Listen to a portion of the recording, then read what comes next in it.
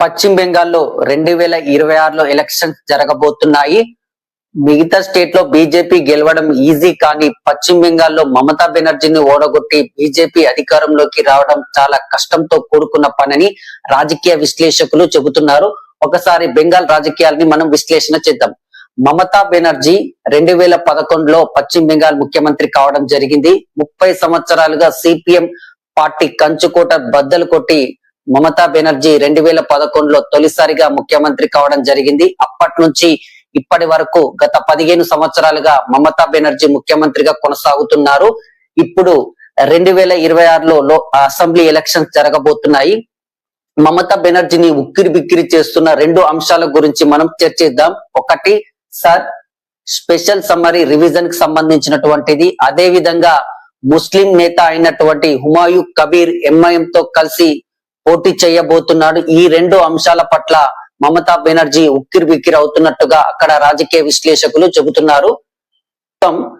Election commission special summary revision తీసుకువచ్చింది. అంటే నకిలీ ఓటర్స్, దొంగ ఓటర్స్, బంగ్లాదేశ్ సంబంధించినటువంటి చొరబాటుదారులు పశ్చిమ బెంగాల్లో ఓట్లు కలిగి ఉన్నారు. ఈ ఓట్ల ఏరివేత కోసం సర్ ప్రక్రియను చేపట్టింది ఎలక్షన్ కమిషన్. బిఎల్ఓలి ప్రక్రియను చేపడతారండి. బూత్ లెవెల్ ఆఫీసర్స్ వాళ్ళు న్యూ ఓటర్స్ ఎన్రోల్మెంట్ చేయడం, కరెక్షన్, డెలిషన్ చేస్తూ ఉంటారు. దీనికోసం ఐడి ప్రూఫ్స్ తీసుకుంటారు. ఆధార్ కార్డు కావచ్చు, ration card, voter ID card తీసుకొని సంబంధిత అధికారులకు చేరవేస్తారండి. ఈ సర్ ప్రక్రియ చేపట్టడానికి కారణం ఏంటంటే బంగ్లాదేశ్ నుంచి అక్రమ చొరబాటుదారులు ఇండియాలోకి ప్రవేశించి వాళ్ళు voter, Aadhaar card, ration card కలిగి ఉన్నారని, వాళ్ళని ఏరివేతలో భాగంగానే ఎలక్షన్ కమిషన్ సర్ తీసుకొచ్చినట్టుగా కేంద్ర ప్రభుత్వం చెబుతోంది. ఒకసారి పశ్చిమ బెంగాల్లో ఎంతమంది ఓటర్స్ పెరిగారో మనం విశ్లేషణ చేద్దాం. 2002 సర్ నివేదిక ప్రకారం 4,50,00,000 మంది పశ్చిమ బెంగాల్లో ఓటర్స్ కలరండి. 2025కి వచ్చేసరికి సర్ నివేదిక ప్రకారం 7,63,00,000 మంది ఓటర్స్ ఉన్నారు ప్రస్తుతం. వీరు చెబుతున్న దాని ప్రకారం, ఎలక్షన్ కమిషన్ చెబుతున్న దాని ప్రకారం 63% ఓటర్స్ పెరిగినట్టుగా చెబుతున్నారు. ఇందులో దాదాపు 1,04,00,000 నకిలీ ఓటర్స్ ఉన్నట్టుగా ఎలక్షన్ కమిషన్ చెబుతోంది. ముఖ్యంగా బంగ్లా సరిహద్దు ప్రాంతాల్లో 60 నుంచి 70 నుంచి 100% ఓటర్లు పెరిగినట్టుగా కూడా ఎలక్షన్ కమిషన్ తన గణాంకాలను చెబుతోంది. ఆల్రెడీ ఎలక్షన్ కమిషన్ 50 లక్షల ఓట్లు తొలగించినట్టుగా కూడా మీడియాలో కథనాలు వస్తున్నాయి. ఫేక్ ఓటర్స్, దొంగ ఓటర్లు, బంగ్లా నుంచి వచ్చి ఇక్కడ ఓటు కలిగినటువంటి వారు, మరణించిన వారు, ఒకే ఓటు 5-6 గ్రామాల్లో కలిగినటువంటి వాళ్ళ పేర్లు తొలగించారు. ఈ ప్రక్రియ ఇప్పటి వరకైతే 50 లక్షల ఓటర్లు తొలగించారు.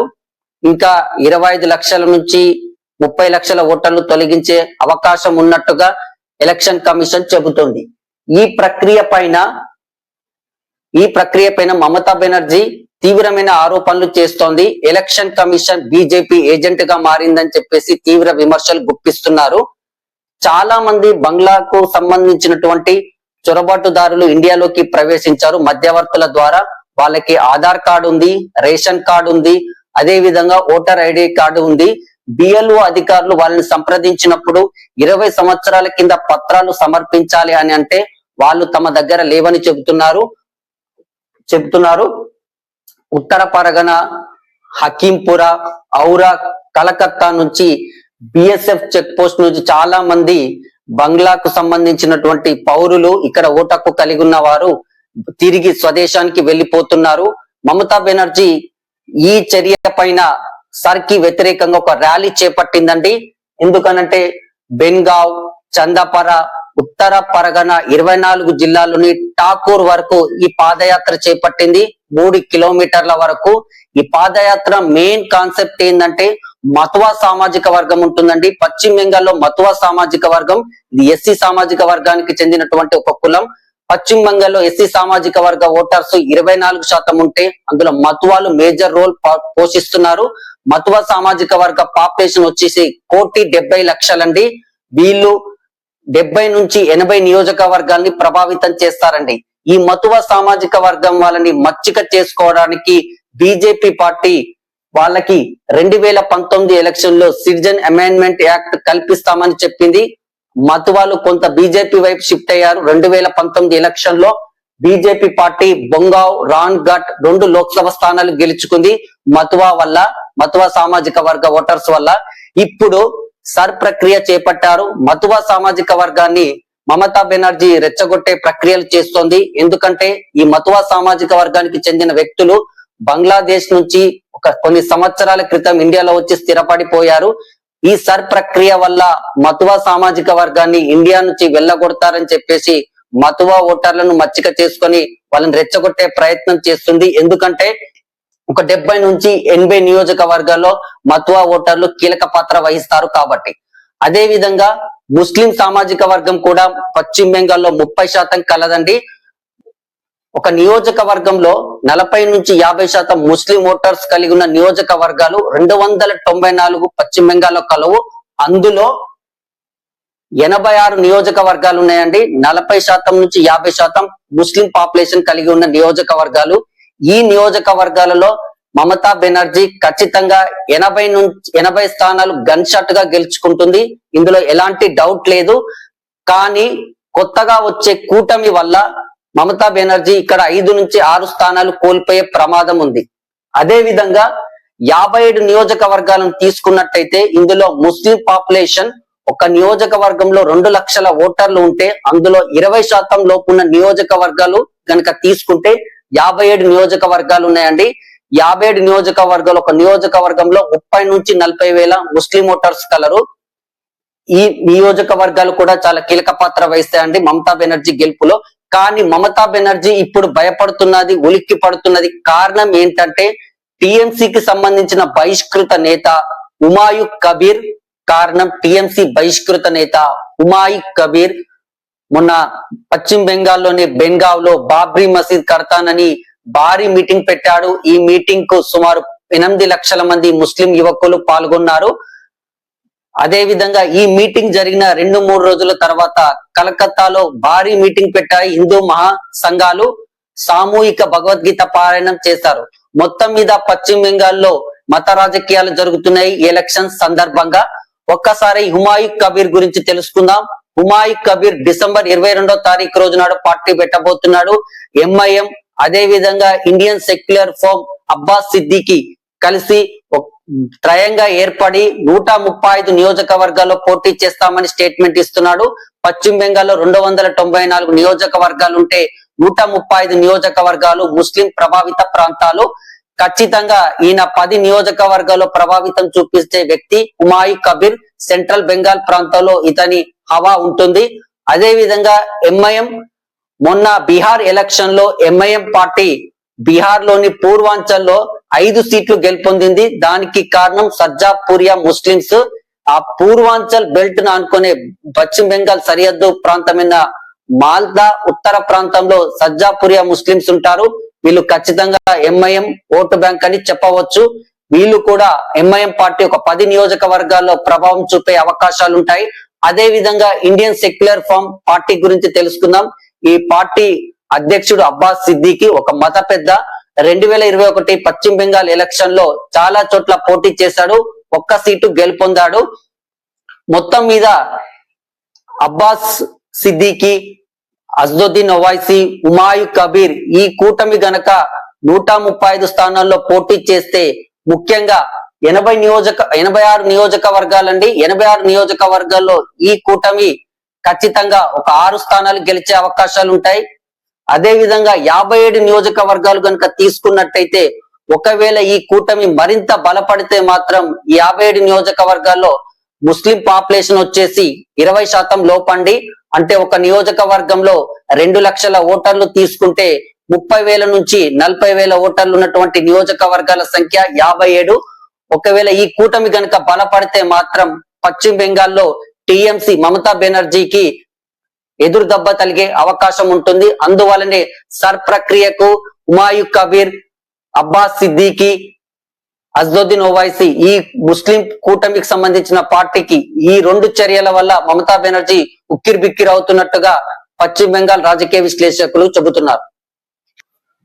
మమతా బెనర్జీ 15 సంవత్సరాలుగా ముఖ్యమంత్రి కొనసాగుతుంది కాబట్టి ఖచ్చితంగా ప్రభుత్వ వ్యతిరేకత 100% ఉంటుంది. మెయిన్ గా ఈ 15 సంవత్సరాల్లో మమతా బెనర్జీ ప్రభుత్వ కాలంలో వలసలు, పేదరికము, పరిశ్రమలు లేకపోవడం, నిరుద్యోగం చాలా సమస్యలు వెంటాడుతున్నాయి. సుమారు పశ్చిమ బెంగాల్ నుంచి వలసలు అంటే మిగతా రాష్ట్రాలకు వలసగా వెళ్ళినటువంటి పబ్లిక్ వచ్చేసి 2.7 కోట్ల మంది. ఇది ఒక తీవ్ర సమస్యగా కనిపిస్తుంది. అదే విధంగా పశ్చిమ బెంగాల్లో ఆర్జీ ట్యాక్స్ స్కాండిల్ కావచ్చు, వైద్య విద్యార్థుల పైన అత్యాచారాలు, గుండాయిజం చాలా ఎక్కువ చోట్ల ఉంది. ఇవి ప్రభుత్వ వ్యతిరేకతకు సంబంధించినటువంటి అంశాలు. అదే విధంగా ప్రభుత్వానికి సంబంధించిన అనుకూల అంశాలు కనుక తీసుకున్నట్టయితే ఫ్రీ బస్సు పథకం కావచ్చు, మహిళలకు ఉచిత గ్యాస్ సిలిండర్లు కావచ్చు, అన్నపూర్ణ బండర్ లాంటి పథకాలు, అదే విధంగా నితీష్ కుమార్ ఏ విధంగా అయితే మహిళలకు 10,000 రూపాయలు అకౌంట్ లో వేశాడో, లక్ష్మీ బండార్ అనే పథకం ద్వారా మమతా బెనర్జీ కూడా మహిళలను మచ్చిక చేసుకునే ప్రోగ్రామ్స్ ఎన్నో పశ్చిమ బెంగాల్లో చేపట్టింది. ఒక్కసారి మనం 2021 అసెంబ్లీ ఎలక్షన్స్ పైన విశ్లేషణ చేద్దాం.